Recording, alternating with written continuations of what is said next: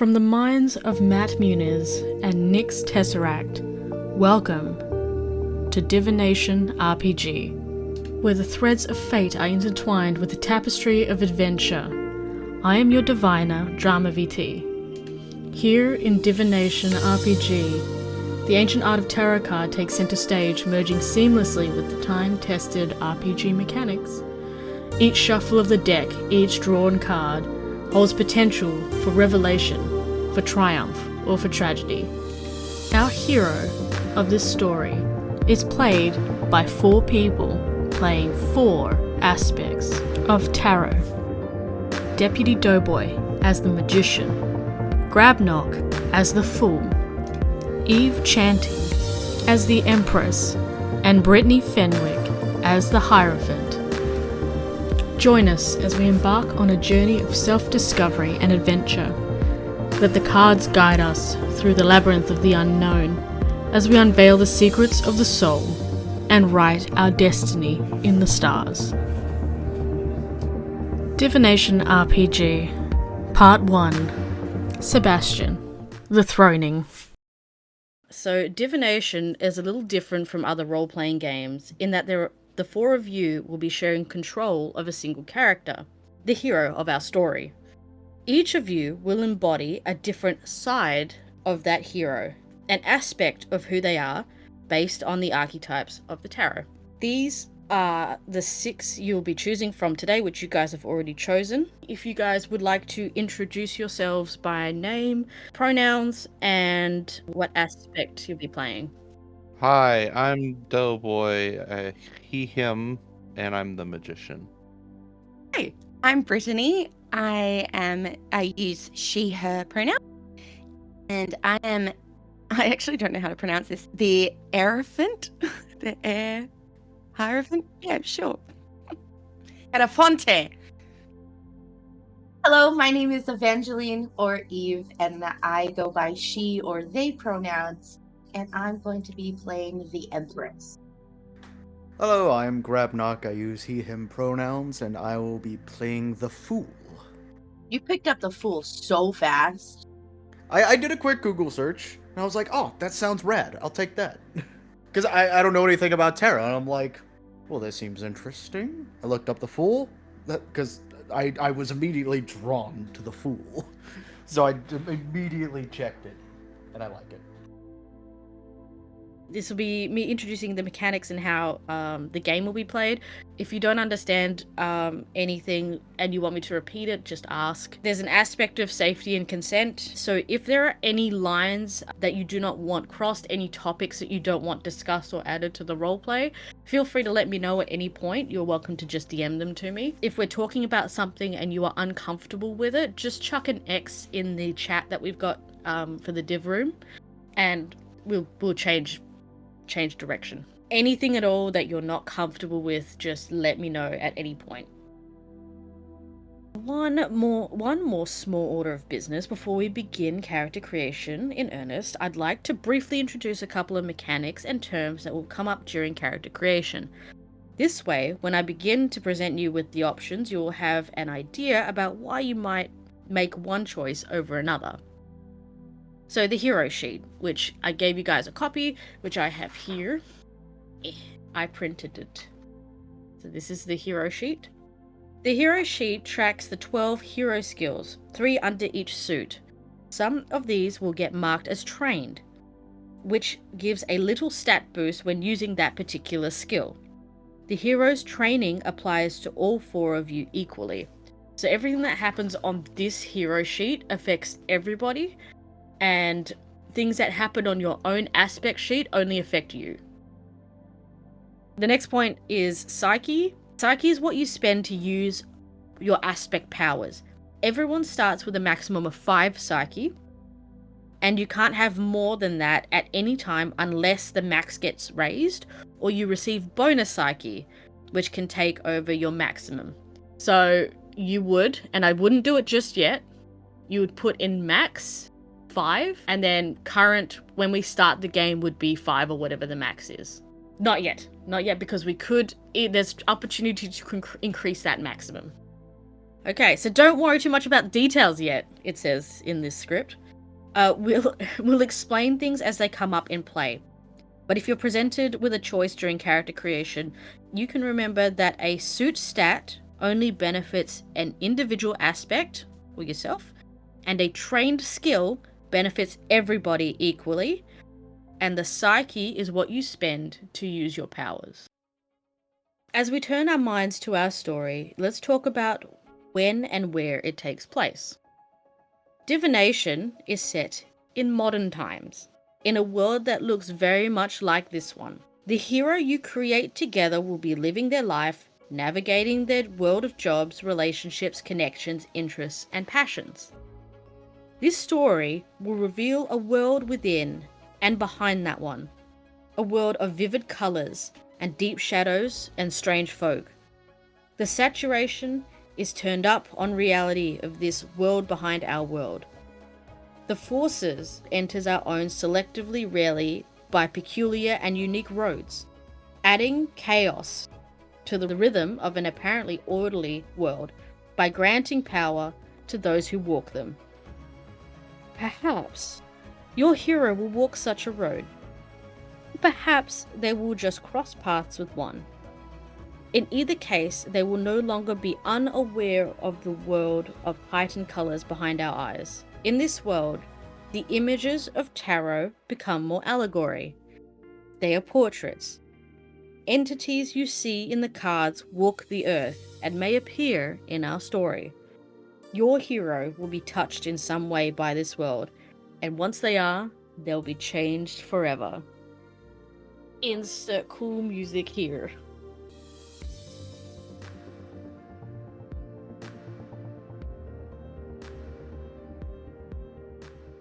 Okay, is everybody how's everyone feeling? Just want to check in, make sure everyone's okay. So our hero is encountering abnormal things that have touched this world and will be changed by them. Possibly. I would like to see someone try and play blissfully ignorant in this game, but so far I haven't seen it. Challenge. Oh, that sounds like a challenge. The stay in your lane challenge. Speedrun divination where you stay in your lane. Real sorry that happened to you, but I gotta go now. Oh, well, that's none of my business. Sounds like maybe that one's on you. That's rough, buddy. Alrighty. So with that, we're ready to begin building that hero. We'll walk through a series of storytelling prompts and tarot cards that will help you discover who you are individually as an aspect and who you are jointly as a hero.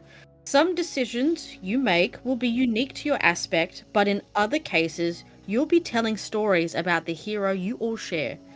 In all cases, I invite you to each give others permission to be right on the first try. Present your story as truth and allow your fellow aspects to contribute their own truths to flesh out the story, while of course respecting any boundaries we've established with our safety tools. We'll be building our hero and aspects through the 4 throning steps, covering key moments of the hero's development. Your hero may be at adult age once our story begins, and we'll make decisions on that final step. But the first 3 steps will focus on moments from their formative first 20 years or so. So part 1 of the throning is early life. Our first step focuses on the hero's earliest life. Before each of you understood who or what you were aware of yourself as an idea, a drive, a feeling, a sound, a sensation. This is your essence, and this is your nature. You are little more than a goal. You've looked over the 6 aspect sheets and you've chosen the one that speaks to you and best represents the drive and sensation you experience in the earliest awareness. Once you have all chosen, which you have, you can enter 5 for your maximum psyche at the top of the front page. Then we'll have each person introduce their aspect by reading the descriptive paragraph and the list of agendas to the group. So once everyone has added 5 for now, remember this is editable, so make sure that you're able to edit it afterwards. This could change. Whoever would like to go first, or I can call on people, introduce your aspect and read the introductory paragraph and the agendas to the group. The full go ahead. You are the hero's sense of humor, their curiosity, their capacity for wonderment, and their desire to experience new and exciting things. You take delight in the outside world and the many experiences it offers. You are youth incarnate, an unpredictable spirit. You thrive in many situations, relying on the self-confidence and courage young spirits often possess. Agendas: to learn and grow, to explore the world, to make new friends, to troll the haters, which is a little out of place here for me, to laugh and create joy.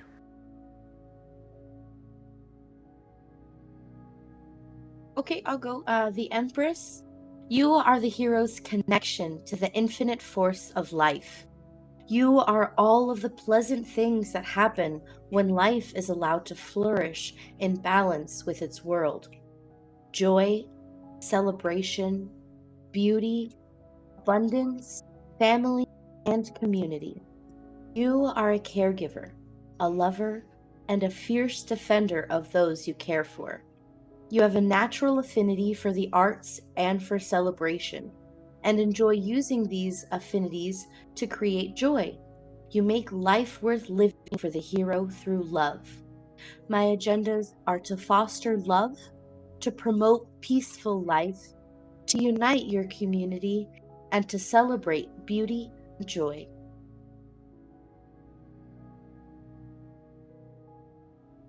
Guess I'll go. I am the magician. You are the hero's ambitions, their creativity, their skills and capabilities, and their ego. Mighty enough to tackle the largest problems and achieve the greatest heights. You tend to take the long view, helping the hero make choices that will ensure the outcome you desire over time, even if it means sacrifice in the present. Your vision is greater than yourself. It is a vision for the world. Agendas: to achieve greatness, to change the world, to craft a plan and enact it, to cultivate amazing abilities, and to act with decisive force at times.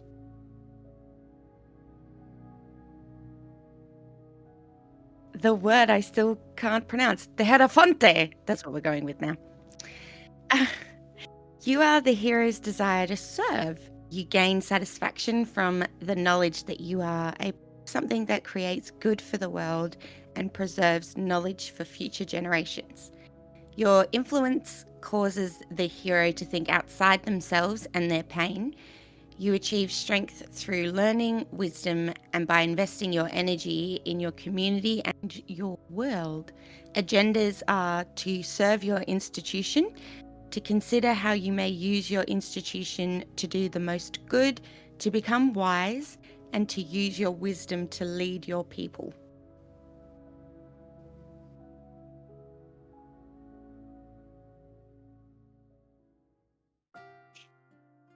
Alrighty. So, we start with our first throning, which is the Throne of Swords, through which we will tell the story about the hero's early life and decide which of you is the Throne of Swords. Swords is the suit of intellect and the mind, of clarity, understanding, discernment, and strategy. It is the realm of thought, the knowledge of life and death, the application of sound judgment. Think of a time early in the hero's life, while you were still young and fresh, learning lessons about the world. And I'm going to ask one of you to tell a story from these years of early childhood where the hero encountered something that frightened you terribly. What sort of lesson did the hero learn from encountering that fear? To help the story, I will draw a card from the lesser deck that we use as a catalyst. What I shall do is I will fan these cards out, and someone can say stop, and I'll draw the card from the top there. Point someone feels it. Stop. we have the Seven of Pentacles. So, the Seven of Pentacles, it looks like there is a lot of things piling up. This card represents a lot of things going on for the hero, but with limited reward. It also represents insecurity, a time when we didn't feel sure of ourselves. And it also feels like a lack of growth. With all of these aspects and these things around us, we don't feel like we're receiving what we should be receiving. With this card as inspiration, which of you think that there is a story here where the hero was extremely frightened as a young child? What frightened you, and what lesson did you learn? Feel free to call it out if you have a thought, if you have a feeling, if you have an idea. There are no wrong answers here. And if you want a little bit more to a story, I can always draw another card. I think I might have something. So the card is about things piling up. I'm thinking of their studies. Maybe they were slacking a little bit, weren't doing their homework. Things were piling up, and they never found much, I suppose, reason for their studies. Now they're suffering the consequences of it, and they're trying to keep up with everything, but they've just been falling behind and are afraid of failure. Mm-hmm. Can you think of maybe like a pinpoint instance where maybe that failure kind of stuck with them? It was like a really big failure. Maybe they let someone down, maybe they let themselves down, maybe there was a consequence to the fact that they couldn't act while they were overwhelmed. And anybody else can also add to this story. So if something like that, something jumps out to you, feel free to jump in. I'm thinking maybe they were like the usual gifted kid. They did well early on without having to study much, but then they actually hit that sort of wall and they started failing tests. It was just a couple of them, one after another. They finally sort of hit that wall where they realized they couldn't just do their usual tactic, and so now that their grades are falling, parents know about it. Parents are getting onto them about it, but because of like the sudden like surge of just this failure hitting them, they couldn't work up the motivation to actually study. They don't know how to study, and so they just locked up, and they start staying locked up in their room more, and they don't come out unless it's absolutely necessary, like food, or they have to go to school or something. But even in school, they just they're quieted down. They've stopped being really a part of the group, and they're just sort of getting pushed further and further away from everything. That's cool. Alrighty. So, you who started the story, you become our Throne of Swords. And I will grab your card. Wherever I put it, I will place you here. So, I'll place your aspect of the tarot card here in the sword's position of the hero spread. Who thought it was a good idea to give me a sword? Damn it was my idea! I've done this to myself. I gave myself a sword. No one can stop me. You get your name written on the aspect sheet. Alrighty. As gifts for your throne, each of you will have a few decisions that will shape yourself as an aspect, and yourself as a hero, in ways related to your suit and its theme. These will vary from each throne. So pentacles, cups, swords, wands, they'll all be different. So everyone will contribute to a different part of the hero's development depending on the throne that you occupy. So, as the Throne of Swords, the Fool, you may do the following. You may mark +1 in your suit stat, and this is just for the Fool. So at the top of the page in that diamond, you can mark +1. And once you've done that, you may choose one skill on the hero sheet to mark as trained. It doesn't need to be in swords, but it should be something that you took from the experience of this story. So there are these 12 skills. So, for example, in swords, we have perception, machination, and desertion. For wands, we have vitality, force, and leadership. For cups, we have composure, expression, and connection. For pentacles, we have craft, worldliness, and fortune. You can choose one of these, just Grabnok can choose one of these to be trained in as per developed from the story that we've started.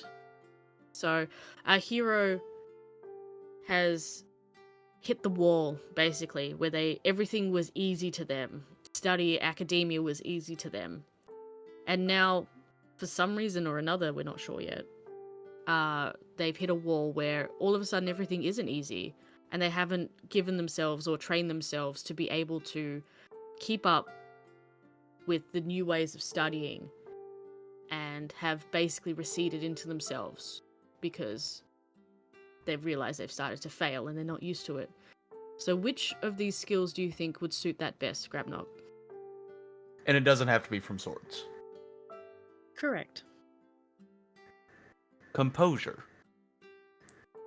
Because I imagine to deal with the stress of the situation, they had to kind of pull themselves together and just like, I have to do this.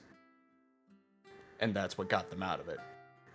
But awesome. I love that. That's a really good choice. So through working through this now newfound fear of failure, they've worked on their composure. They maybe don't want to show people that they're affected by what's happening. And so through their isolation, they've also carried that out to when they do eventually go out to eat or to see people when required. They're very composed. I like that. But that is not all for you, the Fool. I also am going to present you with 2 additional options for further customizing your aspect and the hero. You may choose either one of these or skip them, both, and leave things as they are. Okay, so you can choose one of these options or you can not choose any of these options. It's up to you. The power is yours. Your 2 options are, number 1, mark a -1 in one of your other suit stats, so not swords. And in exchange, you train one more skill that is relevant to this story on the hero sheet. Or you mark -1 in 2 of your other suit stats that are not swords, and in exchange, you get to add an additional +1 to your sword suit, bringing that up to a +2.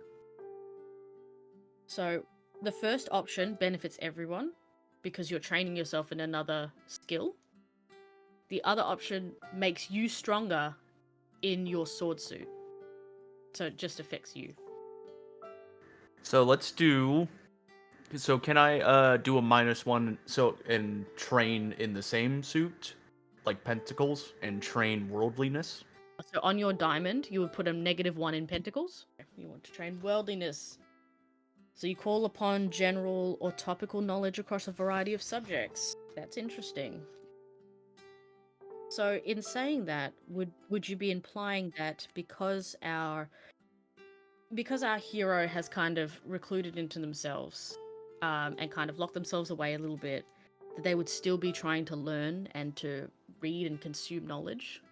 Yes, something so that this doesn't happen again, where they at least have some knowledge that they can at least scrape by.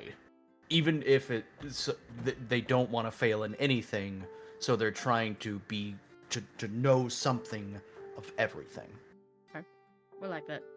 So do people understand sort of what's going on here? Because you all have to do it. Yes. So on my sheet, I've got a +1 in swords and a -1 in pentacles. Yeah, we are trained in composure and we are trained in worldliness.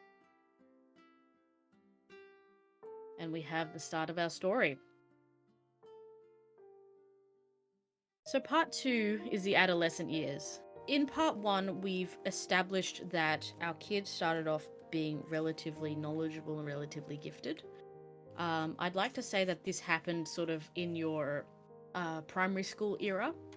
So I'm not sure when you guys finished primary school in the US and moved to middle school.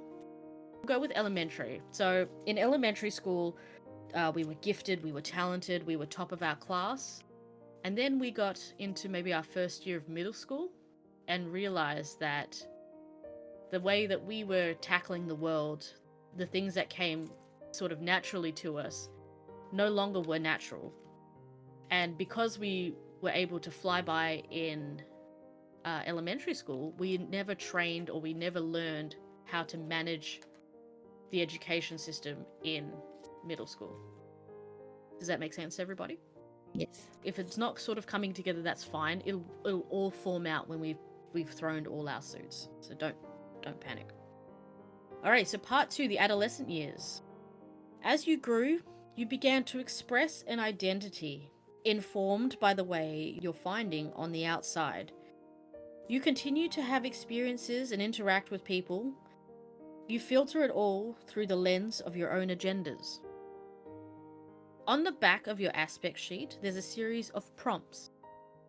You will find one about your nature, one about your private space, one about your appearance, and one or more questions that are unique to your aspect.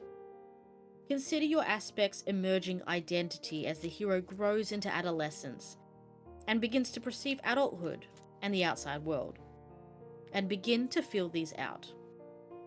Don't complete the one about your sibling relationships yet, though. So please fill out those series of prompts, just not the one about your siblings. You're growing with this hero, so you kind of have to start figuring yourself out. There are no wrong answers. Feel free to write down anything that you feel fits you and maybe even fits the story that we've started.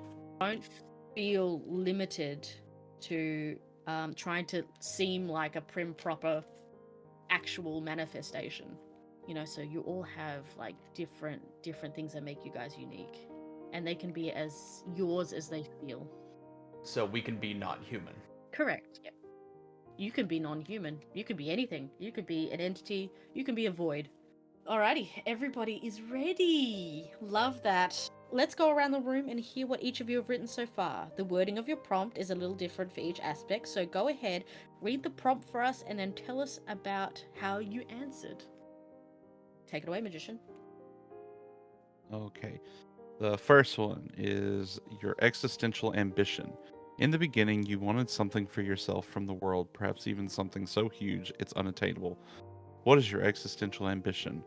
And I was very broad with this because I didn't know how to answer it. To be all I can be and be the best at it. Your appearance.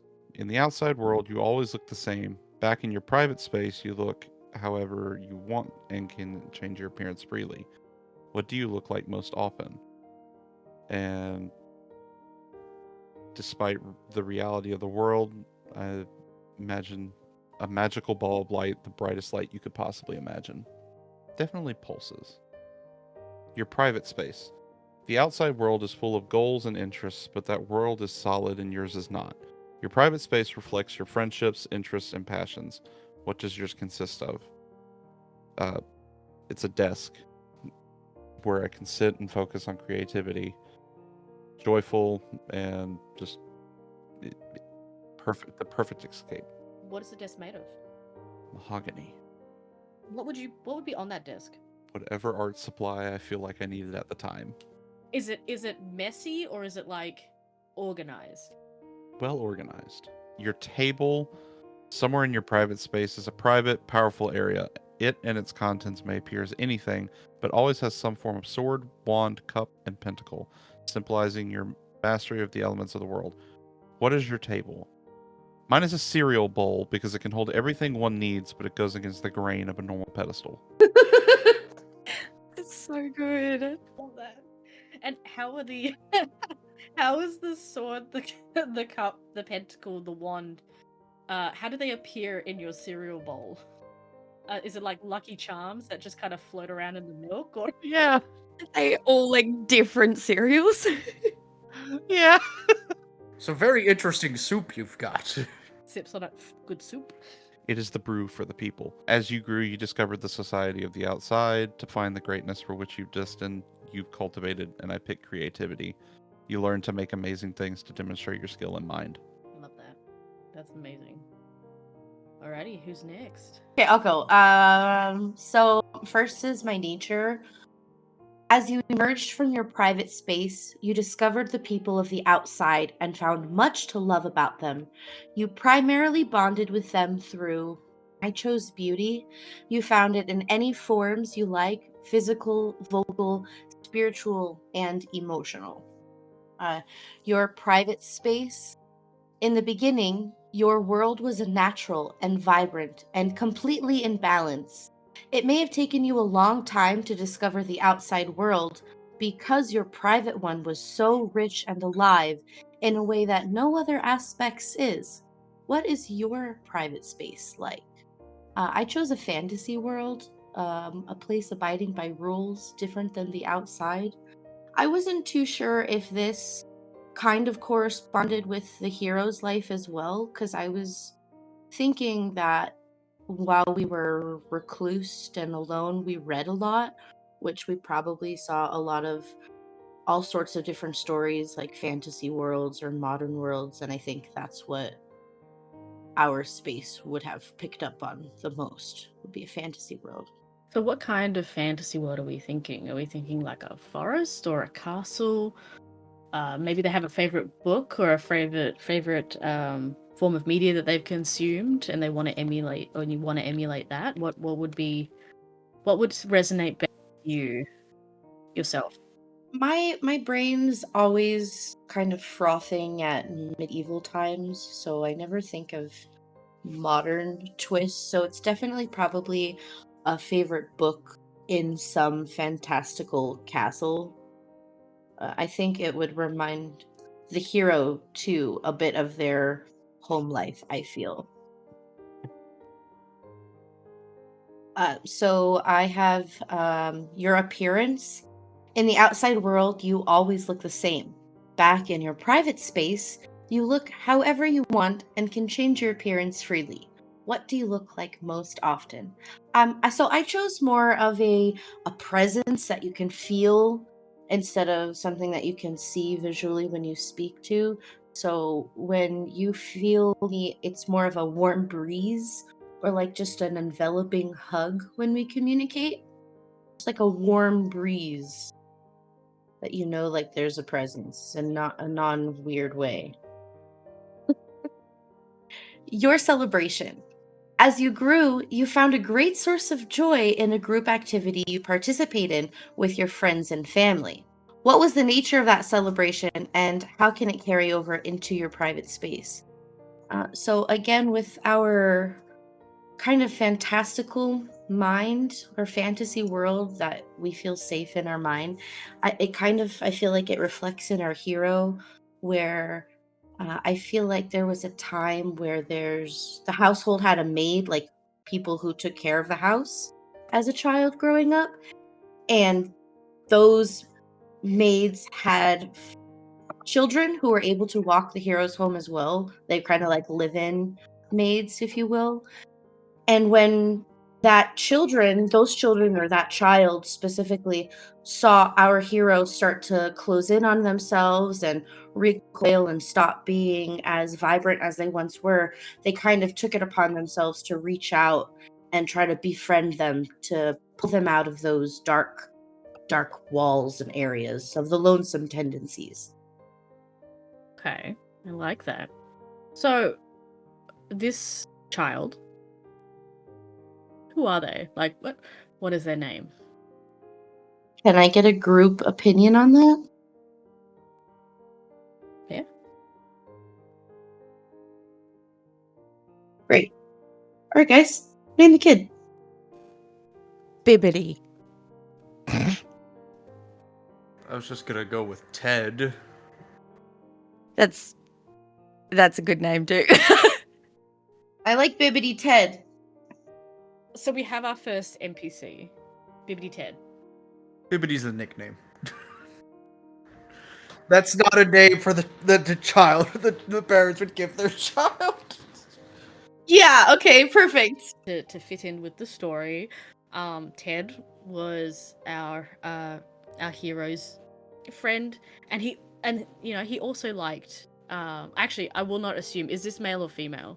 It can also be non-binary. Up to you guys. Non-binary Ted. Non-binary. Okay, no, Ted is not. Ted can be non-binary. That's fine. They can. I was gonna say maybe Ted also likes the idea of fantasy, and so maybe they watched, all aspects of fairy tales like Cinderella, and maybe their favorite movie was Cinderella, and so the whole bibbidi bobbidi boo, and then that's how they came up with the nickname. We have created our first NPC. Yes, their name is Bibbidi. They are non-binary. Their real name is Ted. And they appeared to us during our recluseness, and they are one of the maid's children. Alright, so, who is next? I can go. The Hierophante. Because, yep, that's just what it is now. So, your nature. As you emerged from your private space, you discovered the people of the outside and considered how you would best serve them. So, I went with sacrifice. You are willing to give your time and strength to your community. Then we have your private space. So the outside world is full of people to serve and knowledge to find, but your private space reflects your ideals, passions, and the world you know. What does it consist of? So I said it was like a big, fancy doghouse. Like, I don't know if you've seen the reels on Instagram, but this dude has built his dog like a special doghouse under the stairs, and they have a TV in there, and it's super cuddly. It's real cute. So it has like a anti-gravity setting, so if I just want to float around, I can turn that off and on. But there's also a gaming console, there's plants, there's like a nice little fireplace and weighted blankets. So we can flick between being weightless and floating around in gravity, or we can be like, no, I need the pressure today on me chest. So we do that. So that's our private space. Your symbol. At some point, you began to see an image over and over and knew that it was a message from the world or from the divine, a calling to serve. What was your symbol? So I said our symbol was the young version of us. So we would just keep seeing that kind of little kid version of us and how we felt in times like when we felt kind of like we'd pulled ourselves away from the world. And then to add to that, I guess, now that we have Ted, when we think about Ted and that friendship and how that made us feel a bit better and not so isolated, so we kind of keep seeing small. I might actually change it to be an image of Ted and ourselves playing and laughing together, and that's kind of our symbol and our drive in a way to give our time as sacrifice, because we want to be that for other people and make sure they know that there's hope. We have institutional ideal. So as you grew, your path led to an ideal that you knew was right for you. Part of your life is finding or serving an institution that shares that ideal. So we got to pick an ideal. There was one that said, specify your own. And I went with that. Yeah, it's okay. We didn't go too goofy on it. We went a little goofy. I wrote, this is for all the Supernatural fans, I wrote saving people, hunting things, the family business. But I think it would actually be, there's one that says community, which I think is probably more in line So it's that same thing of wanting to help others, but it's a group of people organized around shared experience. So, yeah, I think we'll go community. Sweet. Then we have your appearance.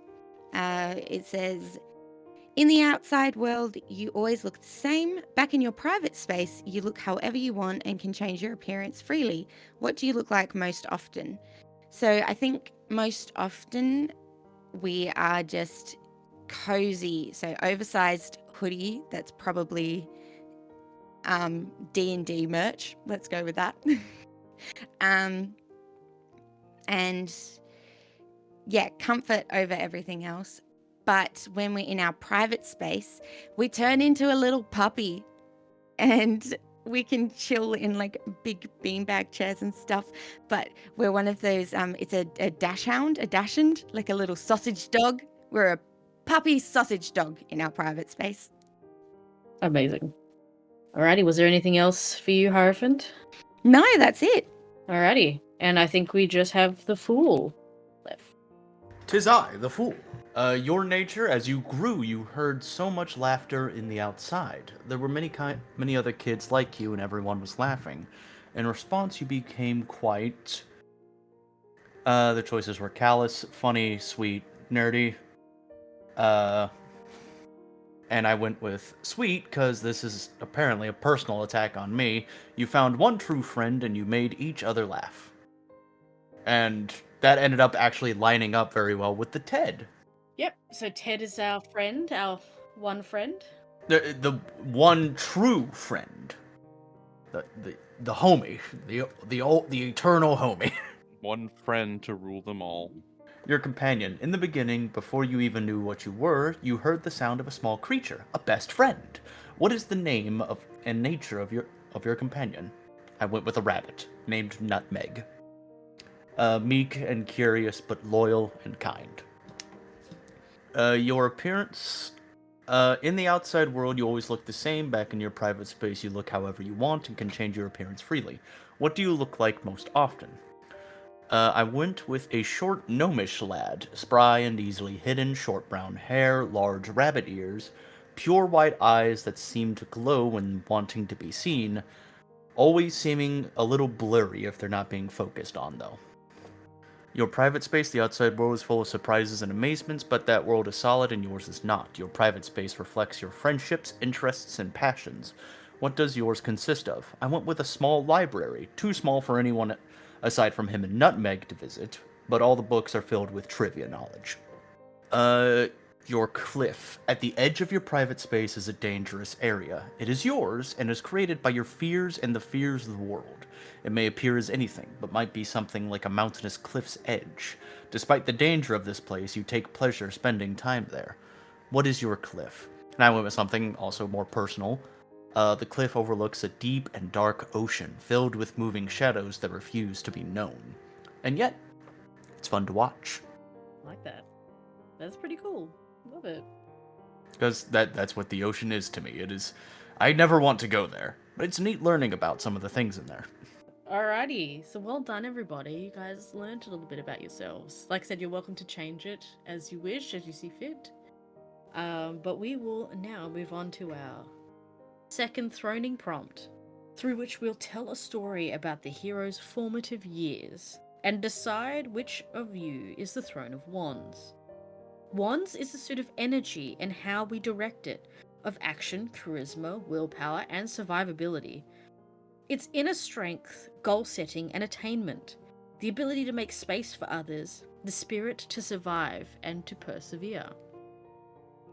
Think of a time in the hero's hero's childhood or early teen life, when you discovered you had a natural aptitude, a special gift, or a particular ability. It's not like a magical ability. It's not like, oh, we can breathe fire now. No, it's like, if you a talent for wood carving or Origami. The gateway into the weeb. I'm so amazing at playing Valorant. it could be first-person shooters. Who knows? What is the nature of this strength? How did you discover it? And what do you use it for? And what has it taught you? To help you inspire your story, I'll draw a card from the lesson deck to use as a catalyst. Alrighty, we have the Six of Cups.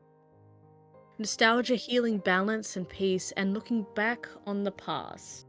I'm just gonna like a look here. The depiction on this card for the Six of Cups is we have, it looks like a gentleman giving some flowers to a smaller woman. And he's surrounded by cups that are full of flowers as well. So in the spirit of maybe giving or participation, maybe our skill opened us up to new people, to new situations, to new friends, or maybe this is us and Ted, and they helped us find our ability and our talent that maybe drew us out of our seclusion. Or this card is also happening outside, so it could also be an outside force. It could be something that we did at school, or maybe an extracurricular activity we were forced into. The world is our oyster at this stage. So everybody except our swords, so the Fool. If you would like to start the story, just call it out if something has resonated with you. If you need more prompting, I can always draw another card. Maybe Ted invited us to a D&D campaign. Okay, yeah. And what natural aptitude do you think we had for that? An affinity for rolling nat 20s. Yeah. Always rolling nat 20s. Well, like Eve said earlier, lots of reading fantasy and things like that. So maybe we were really good at the world building and creating stories for people to come and play and have a safe place in it. So maybe we had like an aptitude for being a DM or a GM and creating that environment for other people to come and play, and creating that world for other people to be safe in. Is that too meta? No, not at all. This happens in the real world, so anything is possible. With that being said, our Hierophant is now Throne of Wands. So you are placed in. So I've placed you here in the Wands position of our hero spread as well. So you will now take up the Wands section of the hero table. Wands. So just like the Throne of Swords, you have a few choices to shape yourself as an aspect and yourself as a hero in ways related to your suit and its theme. Some of your choices may be similar, while others may be completely different. As the Throne of Wands, you may do the following. Mark a +1 in your wand suit stat. So on your aspect sheet, there is a diamond. I would like you to mark a +1 in your suit stat. Done. Okay, and you may choose any one skill on the hero sheet to mark as trained. So with the hero sheets here, so we have craft, worldliness and fortune in pentacles, perception, machination and discretion in swords, vitality, force and leadership in wands, composure, expression and connection in cups. So you can pick any one of these that isn't already chosen, which we've already got composure and worldliness. I've decided I'm going connection. Connection, alrighty, cool. Where connection? Sense and understanding and empathize with feelings of another person or a group. We love it. So just like the swords, I'm going to present you with 2 additional options for further customization of your aspect and the hero at this point. You may choose either one of these or skip them both and leave things as they are right now. So your options are mark a -1 in your other suit stat that's not wands, and in exchange, all aspects begin with 6 maximum psyche instead of 5. Ooh. Or mark -1 in 2 of your other suit stats that aren't wands, and in exchange, add an additional +1 to your wands. So then your wands becomes a +2. Ooh. So I can either add +1 to wands, but take -1 on 2 other aspects, stats, yep. Or I can take -1 on another one and have an extra psyche point. Everyone gets, okay, I'll do that. I'll get, Okay. All right, so everybody, please increase your maximum psyche to 6. and then do I choose which one? Yes, then you get to choose which one of your stats that is not wands that you are a -1 in. So either it's cups, pentacles, or swords. Okay, I'm going to go pentacles. Okay, -1 in pentacles for you. Our third step focuses on the hero's most important relationships and the way those relationships shape and affect you. In the outside world, there are so many people, places, and things. The more you see, the bigger and more interesting your private spaces appear and agendas become. You also spend time with each other now, and have learned the trick of sharing and trading off control of the hero. As you do, a new space grows. This is your shared space. A space for you to convene and from which you govern the hero together as a group. Describe your shared space together now. It may appear in any way you like as long as it contains the following. Number 1, a room or space or anything that represents the space itself. 2, an emblem of control, which will indicate who is in control of the hero. Number 3, a viewing, which is how information of the outside world is taken in and interpreted by the aspects. And number 4, a gateway leading to each of the private spaces of the other aspects. So as a group, come up with a shared space. See, my mind just went to Inside Out. I'm thinking it's just the control room thing. Oh, control room. I like that. Can it be like a control room that's like, but set up like an old arcade? Yeah. I like the idea of an arcade. That could be the viewing room. It could be an arcade. It's got to be like the control board is a big stim board. Lots of notches and levers and clicks and clacks and knobs. Yeah. It's like a bop it, but in a machine. Okay, so the emblem of control is a fidget board.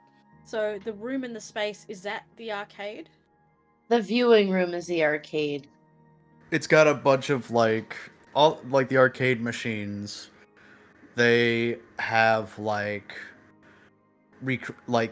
how we remember like TV shows or movies and stuff like that. Always a little distorted. Our memory's not great.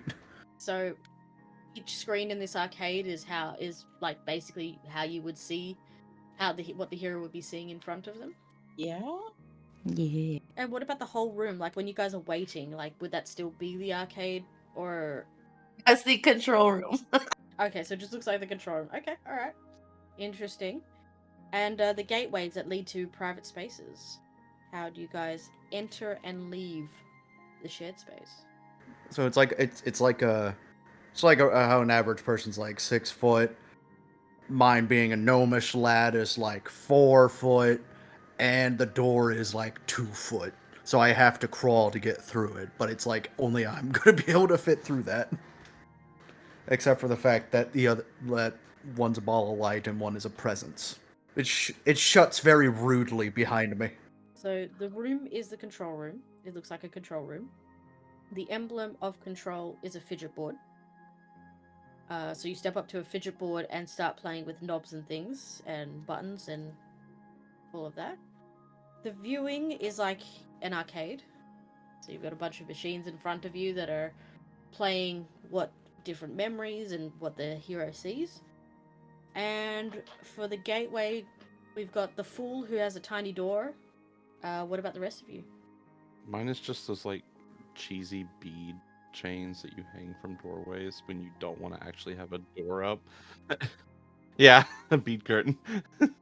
I think mine is, this is a weird throwback, but like in Peter Pan, in the when they step out of the window and fly off second star to the right straight onto morning, it's kind of like a little, you step through the window and you go like, oh wee, and fly up, and then you just go straight to the room.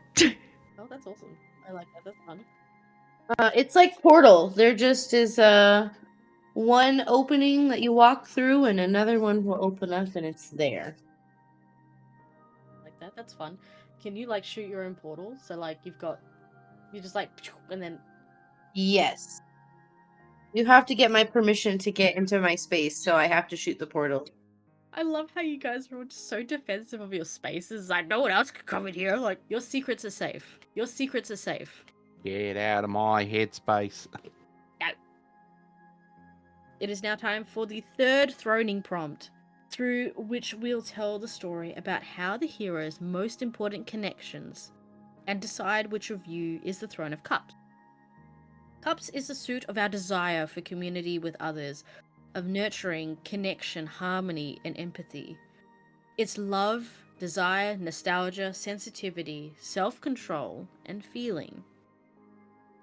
Think about the hero's life as you begin to become aware of yourself and the world. You find yourself in a web of people who are connected to you, friends, family, and adversaries. Can you tell a story about a significant person in the hero's life? Someone who had a real impact and is likely still in your life today. This could be friend, family member, teacher, anything. How did this person end up in your life, and why did they become so important to you? I will draw a card from the deck so we can get a prompt. And this is for the magician and the empress. So, let's see what we got. We have the Eight of Wands. So the Eight of Wands, a sudden strike of action, swift change, or rapid movement. A sudden strike of coordinated staves. So these are all coming from one side. We have 8 of them coming at us, so maybe the meeting of this person was quick. Maybe it was sudden, but it was also anchoring, as in you knew that this person was going to be important to you. There's so many things connecting you. Maybe there's so many things that you're interested in. I'm just thinking of ways to further the DM kind of career from a hobby to a career. That was the kind of first thing that jumped into my head. Well, I was thinking the same thing. I feel like it definitely would have been more of an accidental meeting, kind of like a quick bump in with somebody at a game store while trying to pick up supplies for your next game, and you just immediately hit it off, and they start coming to the games, you start playing it off, like they just meshed really, really well, and eventually took off to sort of start their own. So, who is this person? Are they male or female? Are they, or neither? Are they the same age as us? Are they like maybe they're older and maybe they were a mentor, or maybe they were younger and they wanted to learn as well? What if that random encounter, we kind of tunneled it a little more? Maybe like one of their kids was somebody that we DM'd a game for? And then that's how we met the parent, which is this person here? Are we the same age as the parent? Right, yeah, that's what I was thinking. So we're kind of going down the route of maybe we opened ourselves up to maybe DMing at the local game store for people to sign up and play. And we've decided that we wanted to introduce young people to D&D because we're such a talented DM that can tell stories really well from our vast knowledge of fantasy. And then one day we meet a parent of a child that has come to one of our games. Maybe this child is a regular. But which is the parent a mother or a father? A mother. What kind of connection do we have to her? We see her, and she drops off her kid, and she comes over and says hello and introduces herself. What's her name? Her name's Margaret. Okay, her name is Margaret. We could go with that. Margaret. I like Maggie. Yeah, I like Maggie. Okay, we'll go with Maggie. All right. So, how did she have a real impact in your life? I feel like she's like she works for like a production kind of studio. How does she impact your life? She gets us a job with Matthew Mercer. No, I'm just kidding. Maybe she put us in contact with someone and we got an internship with Matthew Mercer. So this person is supposed to be significant, so so maybe she could also be, as I know we're all nerds and shut-ins and we don't like to say it, but maybe she could be first love. Maybe. Yeah, maybe she's a nerd too, and she's looking to join a group herself. And then it's a slow romance as he DMs and she games. I want to tack onto that a little bit. I feel like she pulled the hero aside to be like, hey, my kid's really enjoying this. You've really made an impact on their creativity and their willingness to open up. I kind of want to be involved. I want to, experience what they're experiencing. So she starts to get involved in the games. Feelings develop. Cue Hallmark movie. So, given that our hero has in the past experienced being really, really good at something, and then all of a sudden not being very good at something and experiencing failure, do you think Margaret helps them with that? Is she their extrovert?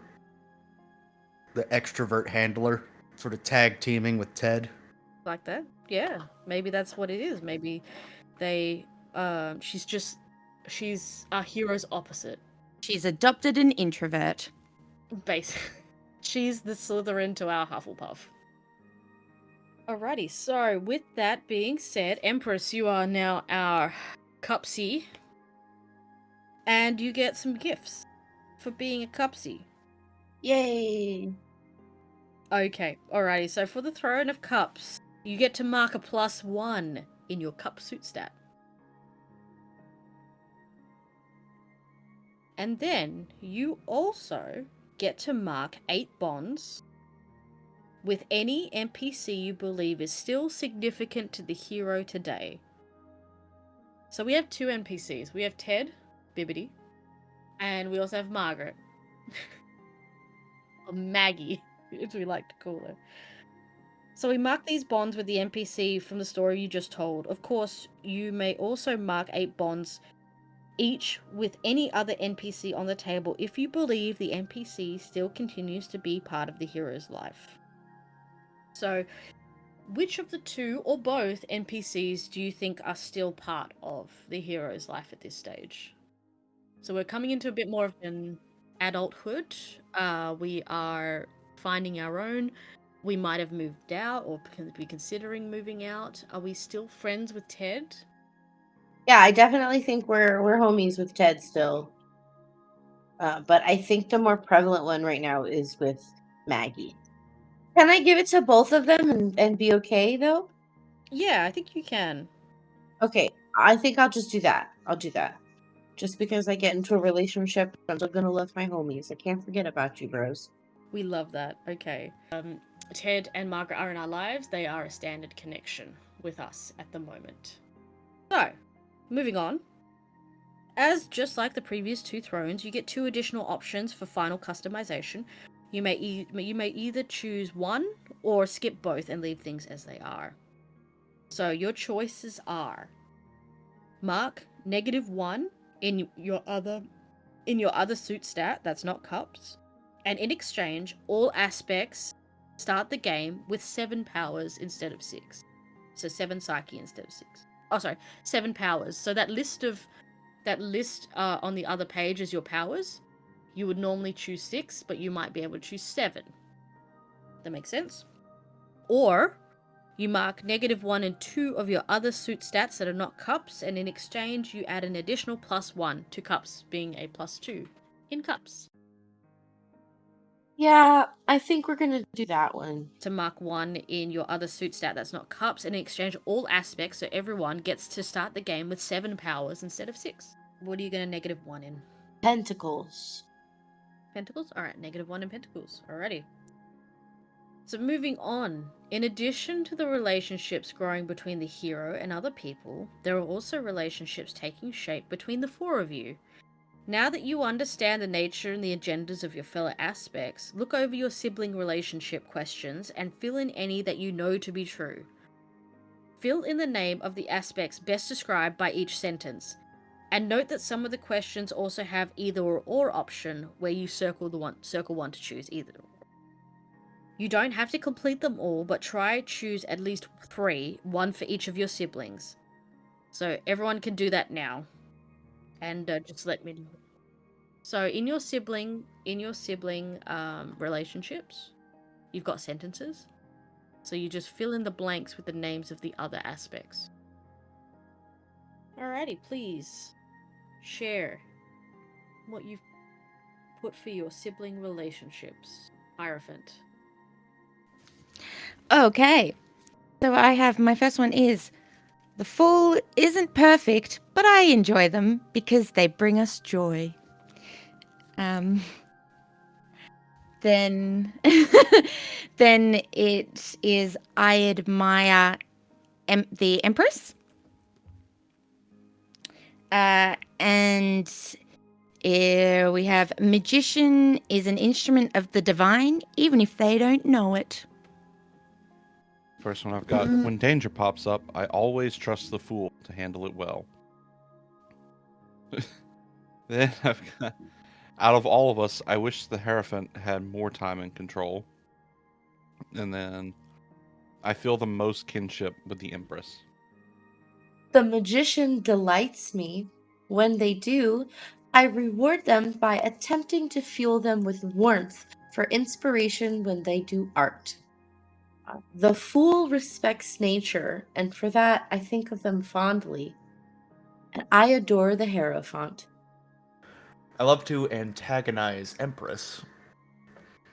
I love to get a laugh out of Hierophant. Let's see. Sometimes I just ignore Magician because they don't get me. And I have to admit I look up to Empress because of their openness. But I could do the others as well. When Hierophant is in control, it means I am getting what I want. When something interesting happens, time has taught me that Magician is usually going to be chill about it.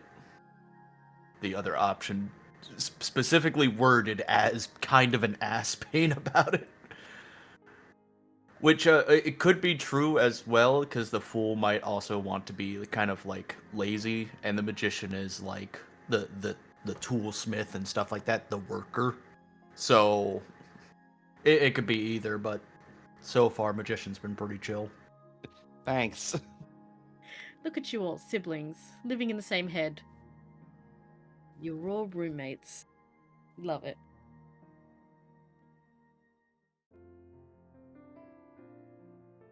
Alrighty, let's move on then. Part 4. Our fourth and final step focuses on the world the hero has built around themselves. You are now a well-developed entity. Each one of you is fully yourself as an aspect, and each one of you is fully and equally the hero. If you have any prompts on your background sheet that you haven't filled out yet, try to finish these now.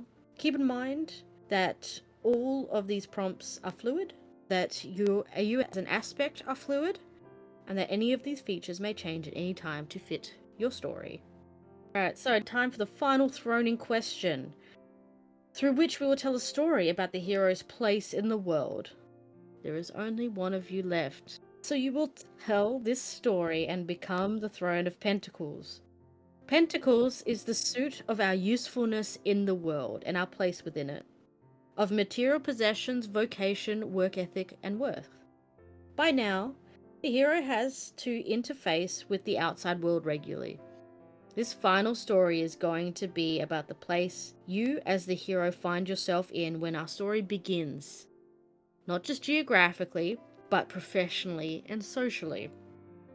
As an extra benefit to having to go last, your story will help define us, the hero's current age, and where they find themselves in life today as a culmination of the story so far. Before you do that, I will draw from the lesser deck and give you a prompt. No pressure, right? No pressure, you just get to decide everything. And we have the five of pentacles. We have sadness, worry, material loss, financial hardship, anxiety, psychological attachment to money, but could also be recovery after financial loss, relief, and improvement. The story is yours. This is the story created by the magician, my good sir. With this card and all the previous stories as inspiration, where is the hero at in his life today? How old are you? Where did you end up? And what are you doing? All right. So, mid-20s. Could not give you a specific number right now. Mid-20s. Things with Maggie are going well. However, the business aspect of trying to run a successful online D&D a live play, yeah, that is a bit on the decline. Things are not looking well. Financially, it's a struggle. We're making it. We are struggling. We're also starting to question the self-worth and if what we're doing is really worth it to continue. Anybody got some input they want to put in there? Okay, so at this point in our life, do we live with Maggie? Are we in a committed relationship? I would say yes. Let's live with her. We live with her. We love it. Where do we live? A studio apartment makes sense. Our family was rich enough to have maids with live-in maids, but we get zero support from them as an adult. I was just thinking, we don't own a house, but it's not Section 8, so it's somewhere in the middle. Yeah. So, the career choice we're choosing to go balls to the wall with a live play podcast. How are we being supported financially? I imagine we make the podcast on the side, but we have like a job we actually do. Fast food manager. It's so sad. About Maggie, what does she do? Personal accountant. Good money, but the economy is in shambles, so it's not good enough. The podcast itself, I imagine, is not like it's not spread enough. It's not like huge, or it's just like it's. I guess they're in a state of stagnation. So, you become the Throne of Pentacles.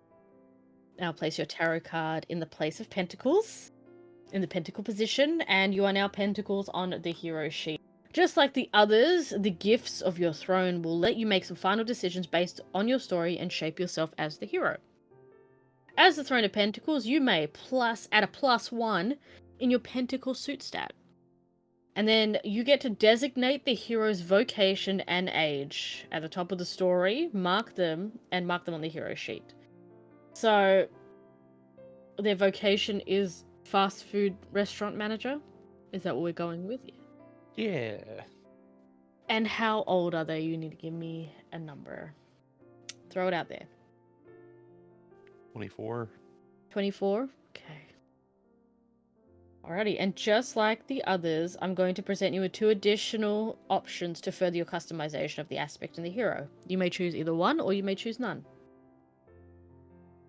So your first choice is mark -1 in one of your other suit stats, that's not pentacles, and in exchange add a modifier to your vocation.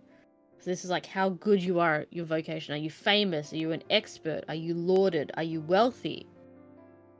Whatever your vocation bonus is applied, whenever your vocation bonus is applied, you get a +2 instead of a +1 to reflect the connection, resources, and expertise accompanying your modifier. Or you get to mark -1 and 2 of your other stats, that's not pentacles. In exchange, you get to add +1 to pentacles, making you +2 in pentacles. I'll do the negatives for the plus. For the +2? Yep, cool, that's fine. To wrap things up, we need to give ourselves a name and an identity. Sebastian. Sebastian, and their pronouns? He, him. He, they. They, yep. He, they? Okay, he, they could work.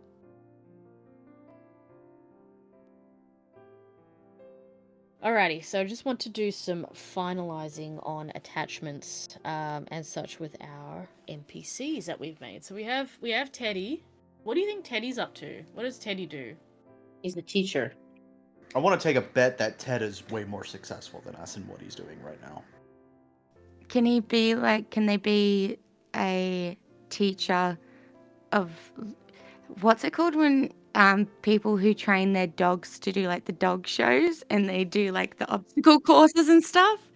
Can they be a teacher in how to train your dragon? No, how to train the dogs with like the dog show obstacle coursey things? So he's a canine coach. Yeah. Yeah, deal. Okay, a canine coach. We love it. You gave him 8, so he is standardly attached. What kind of like attachment? Is he like a best friend? Is he like do we look to him for guidance? Is he like a mentor? Bestie? What do you guys think? They'd be our bestie, yeah. This is very sad, but I had the idea of like we're still in each other's lives, but because of the busy schedule between us, there's not a lot of time to hang out anymore with Ted. Okay. So we're besties, but like we're drifting. All right, awesome. I love that. This is great. This is the bonding experience I hope it was going to be. Well, moving on with sticking with Teddy though. What words would you describe Teddy? So Teddy, I want to clarify. Teddy helped us with, like, in our childhood to kind of open back up after we shut ourselves away. Probably shared in some interests, but did we continue to share those same interests? Like, are they also into D&D as well, or are they kind of in a different, like, do they prefer like video games or TV shows or something? Like, would they be part of the podcast as well? Yeah, I like that idea. Because it makes sense that we showed it to somebody else. So I think with that, I feel like the Page of Cups is probably the best suit for Teddy. They're self-actualized, they're a true friend, they've been resilient, forgiving of our times. And so with him, if we are with Teddy in any of the any of the tests that we come across, if we have a disaster, it'll only just be read as a failure, so it's not going to be as horrendous as we think it is. Alrighty, for Margaret, who we said was an accountant, I assume she is a lover for us and she's still with us, which is nice. What words would we use to describe Margaret? Sugary sweet. I was going to say sunshine. Actual ray of sunshine. A bit overbearing at times, but sometimes we need that. Ambitious? Golden retriever. I'm imagining she could enter any crowded room and make a new friend. Social butterfly, for sure. Are we thinking maybe like kind-faced, where was the, like, or maybe compassionate and empowering? Or is it more reassuring, assisting, and a soothing presence? That one, the soothing presence. Alright, so we'll give her the Queen of Cups.